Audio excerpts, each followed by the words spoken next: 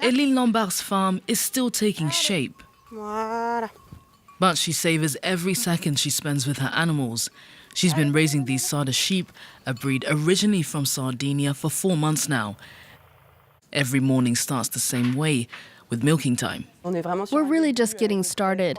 I milk 3 sheep a day, so I'm doing as little as possible to make it work, so that I can test different cheeses and get settled on the rest of the farm. We've got lots of things to do, so milking isn't a priority this year. From setting up the greenhouses, installing the irrigation system, looking after the animals and tending to the vegetables, Eline has a long to-do list. But she says the hardest tasks are behind her.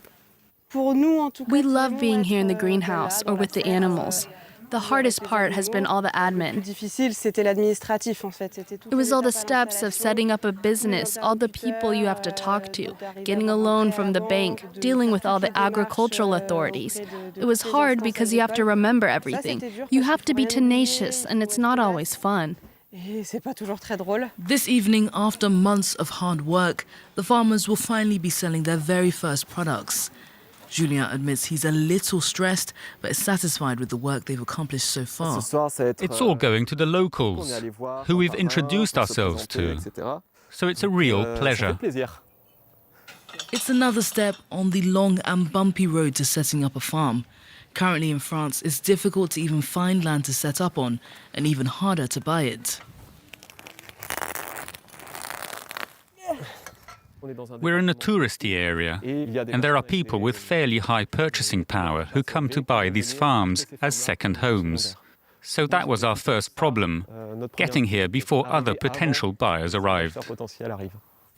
Another major issue was securing the funds needed to buy the land. To purchase the 15 hectares they now cultivate, Eline and Julien would have had to take on 40 years of debt. That would have been without the help of Terre de Liens. The association has been with them right from the start. Terre de Liens was very excited about this farm.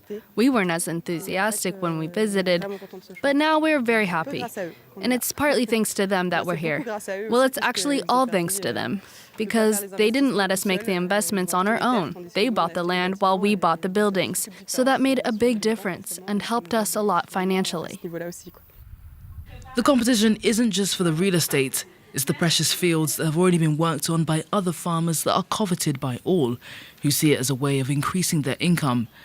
Today, 2/3 of the farmland that changes hands is used for expansion, leaving even fewer land up for grabs and driving the prices up. For Terre de Liens, this land should not be subject to market restrictions. This land will be on the market where potentially it will be sold to the highest bidder. And the highest bidder is not necessarily the person who wants to move in, but will be someone who's already well established, who's already recouped their investments, who will want to expand rather than allowing a new person to enter the business. And that's our problem. It is a problem of land concentration and competition for uses where the largest farms will grow more and more, and people who want to create new businesses will have more and more difficulty in getting set up. That's what almost happened to Bastien. He'd already been cultivating his grandmother's land for some 15 years when it was put up for sale. But the family couldn't agree on who was to inherit the farm, and the land was put up for auction. My rich neighbors came to buy the land and they took it from under my nose, adding another 500 euros each time so I couldn't buy it back. The neighbours in question were farmers who owned several hundred hectares, some of it just next to Bastien's land. In just a few minutes, the price of the farm rose from 40,000 to 130,000 euros, making it impossible for Bastien to keep up. I was disgusted because in fact it's land that I farm, so it's not right to take the land from another farmer who's in business. A long battle ensued. Thanks to help from Bastien's other neighbours and the work of SAFER, France's agricultural land watchdog, the 20 hectares were finally bought back by 200 co-owners. Friends and supporters of the Breton farmer banded together to create a small company. Bastien says it was a victory for the village and for future generations. My heart is set on defending this model, which is a meaningful form of agriculture from an economic, environmental and social point of view, and that farmers are happy on their farms.